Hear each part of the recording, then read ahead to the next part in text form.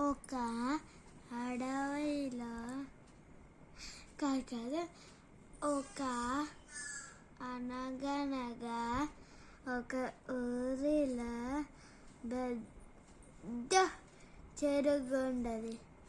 ఆ చెరువు కొన్ని చేపలు చనిపోతాయి. ఒక చేప బయటికి లేచింది. బయటికి లేస్తే మాత్రం అది చూస్తే రాముడు చూస్తే అప్పుడు ఆ చేపని తీసి వాటర్లో పడేసేసిండు.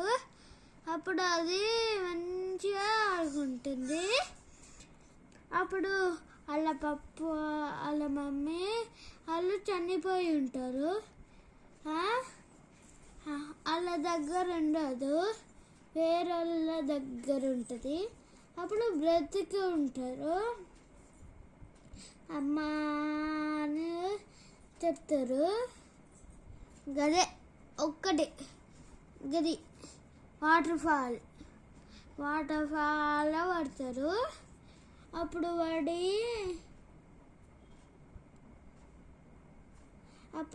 పడి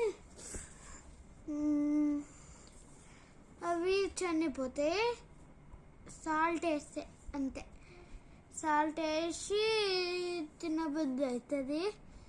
తింటే మాత్రం అవి చనిపోయి అవి అందరు తీసుకుంటారు. ఒక చేపని అన్ని రాముడు తీసుకుంటాడు. రెండో చేపని సూర్యుడు తీసుకుంటాడు. అప్పుడు సూర్యుడు వాటర్ నీళ్ళ దగ్గరకు వచ్చి అన్ని చేపలు తినేస్తాడు. అది రాముడు చూస్తే సూర్యుడు మాడిపోయిండు. అప్పుడు రాముడు అలా చేపలు తీసి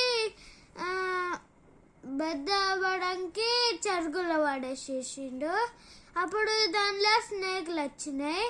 స్నేకులు వచ్చి అవి చనిపోయినాయి తింటే. అప్పుడు స్నేక్ ఏమో ఒక సాల్ట్ తిన్నది. సాల్ట్ తింటే ఒక కారపొడి వేసింది. కారపొడి వేస్తే అది తిన్నది, చనిపోయింది. అది ఇంకా బ్రతకలేదు. అన్ని స్నేకులు తీసి బయట పడేసేసారు. అప్పుడు ఏం చేసినామంటే దాన్ని చంపేసి ఫారెస్ట్లా పడేసేసినాం. పడేసి అప్పుడు ఆడ వాటర్ ఉంటుంది కదా, ఆడ వాటర్ పడేసి వచ్చినాం. వస్తే ఆడ క్రొకోడైల్ తినేస్తే అది కూడా బయటికి లేచింది. ఒక ఎలకని తిన్నది. ఎలకని తింటే టైగర్ వచ్చి జిరాఫ్ని తిన్నది. అప్పుడు అందరికీ ఆకలి అవుతుంది. చేపలు తినడానికి చూస్తే లేవు. అంతే అంతే.